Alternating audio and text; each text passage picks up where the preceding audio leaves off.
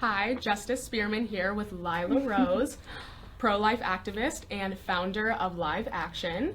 Lila, I wanted to start by sharing a little bit something personal about me.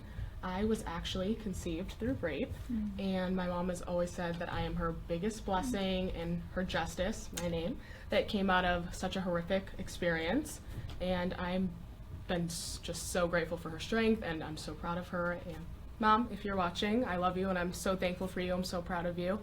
And That's so beautiful. Thank you for sharing that. Thank you. Your mom's amazing and extremely courageous. So thank you. very, I very agree. grateful for her and grateful for you. Thank you. Yes, I'm so glad I get to be here with you today. Me too. So I know you started your organization at a very young age. Could you tell me a little bit about your journey that led you to do the work that you're doing today? Sure. So we started Live Action as a teenager, about 14, 15, well 14, and then started calling it Live Action before it was Pro-Life Group.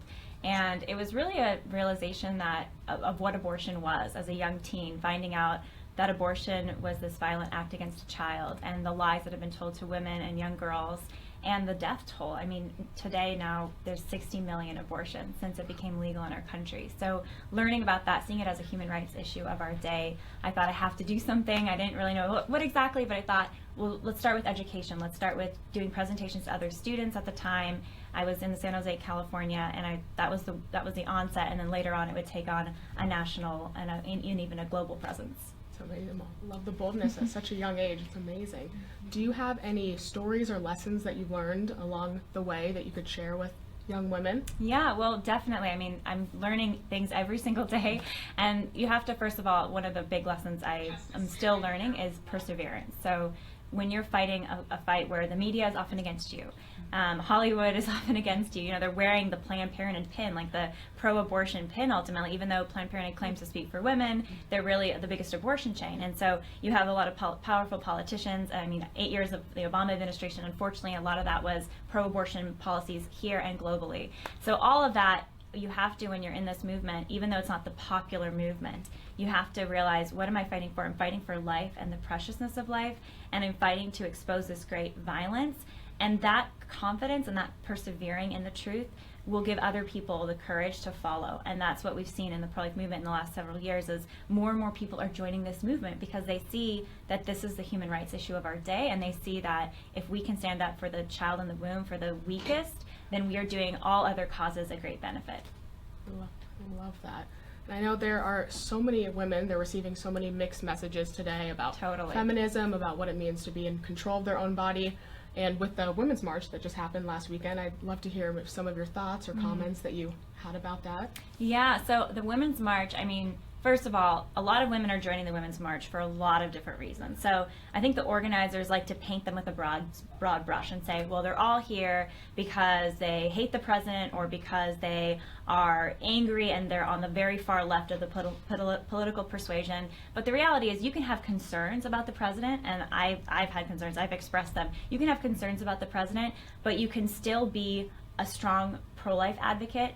You can still be a pro-life feminist and recognize that women's rights and children's rights are indivisible. They're not pitted against each other, but they should both be celebrated and lifted up, and that's the way to really promote equality.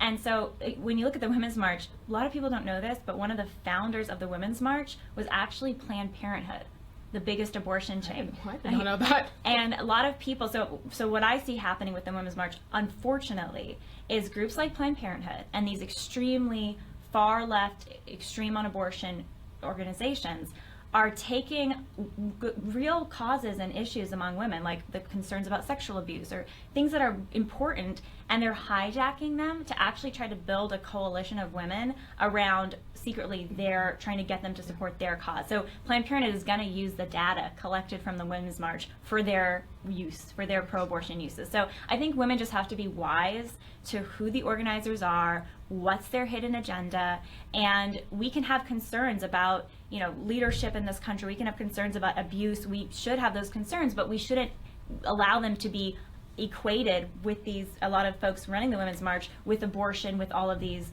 many of them far left agendas. That's so great. Love that. You are actually going to be featured on a PragerU video. I would love to hear if you could share that with Yeah, our viewers. of What would that be course. about? Of course, yeah, Justice. So I'm really excited to get to do this with Prager. You guys are awesome, and the whole idea here is, and kind of along the lines of the Women's March that we were just discussing.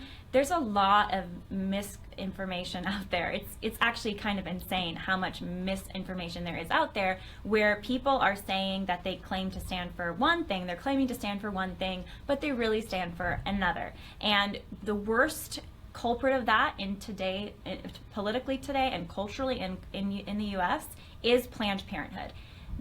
So the PragerU video I'm going to be doing exposes how even their very name is a deception, how this is a group that's founded on supposedly women's interests and protecting women and women's health, but that's a facade, that their health services are extremely limited, they even lie about what they provide, and that they're actually politically the biggest abortion chain in this country, politically pushing abortion, and they are the biggest abortion chain. So they're so extreme politically that they're against the Born Alive Infant Protection Act. They want to not protect infants who survive failed abortion attempts. Think about that. Planned Parenthood actually has lobbied against protecting infants who survive failed abortion attempts.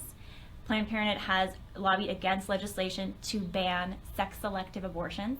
That means abortions targeting women or little girls in the womb just because they're female. Planned Parenthood has been against that, against those bans. So it's just exposing some very basic facts about the group and getting people, everyday folks who aren't necessarily plugged into the political conversation all the time, just to know the facts about Planned Parenthood and about what they're really about, which is pushing abortion both in practice and politically. This video is so necessary. I'm very excited to Me watch too. it.